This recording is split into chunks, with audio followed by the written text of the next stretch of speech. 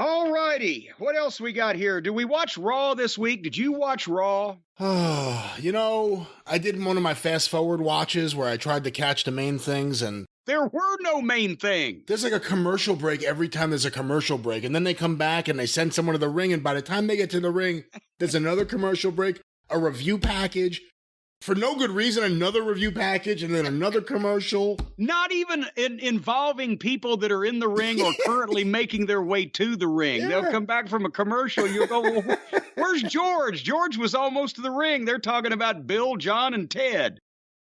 And then George is in the ring. Such a weird show. It really is. The sad thing is they painstakingly go to a lot of trouble to format it like that. So they do that on purpose. It's like you can understand somebody driving too fast, slick conditions, slides off the road, ends up wrapped around a tree. That happens in the twinkling of an eye, and you didn't really try to. It just ended up that way. But no, they work at this. So this was May 2nd. And I have some notes in my observations here that will bear out what you said. But the first segment was a package on the interaction between the Bloodline and RKBro and Drew McIntyre from last week, because that's apparently the 6-man tag main event that we are being exposed to this weekend on the pay-per-view. Instead of that unification match we were going to get. Yeah, well, and I guess they had to kick it up a notch, spice it up a little. But then here comes Roman Reigns, Paul Heyman, and the Usos. Never going to argue about that. But it was 7 minutes into the show before Paul Heyman spoke his first word. We got a package, we got an entrance in 7 minutes. And then he gives Roman Reigns the big introduction. And Paul hands the microphone to Reigns, and he asks the people to acknowledge him. And as soon as he does that, RK-Bro appear in the ring out of nowhere and hit stereo RKOs on each one of the Usos. And each one of the Usos just takes a bump and rolls out and completely fucking disappears. It's like they went under the ring. I try to find these people. Every time somebody disappears in the middle of something like this now, I'm trying to find them.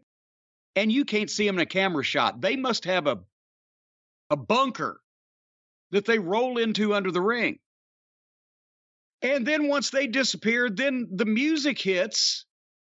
And here comes Drew McIntyre. And Roman Reigns goes nowhere. And Randy Orton and Riddle are in the ring standing there with him doing nothing.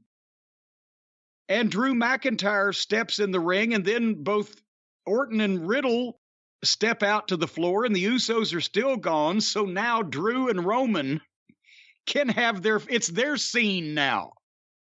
They are literally laying this shit out like a play where the actor playing the butler brings the fucking brandy in and then goes off stage until his next scene. I wish they would bring brandy in. Oh, God. And then Roman and McIntyre have the big fight. And then suddenly the Usos come back when Drew's getting the upper hand. But then suddenly RK-Bro comes back in. And now they all have a big pull apart with that shitty camera work where you can't even tell what the fuck's going on. And they go to the break. It took 15 minutes for that to fucking happen.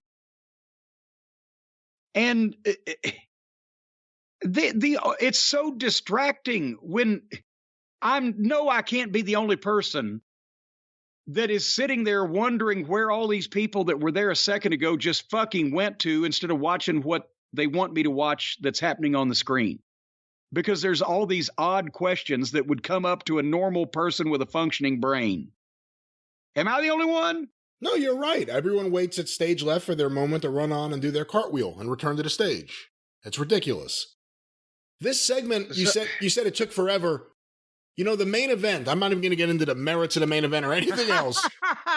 But the main event, a 6-woman tag match, they were like going to it almost with a half hour left in the show. I was like, oh my God, I can't believe they're going to give it this much time. I've got specific notes. It didn't get that much time. By the time they actually had the match, it had nowhere near that much time.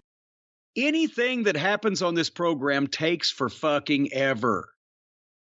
Again, there's not any ridiculously not suitable for television talent on the program, maybe almost.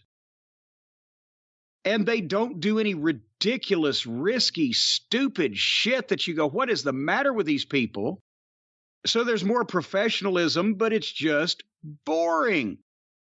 And some of it's the talent's fault, and some of it's not the talent's fault. And some of it is both, to be honest.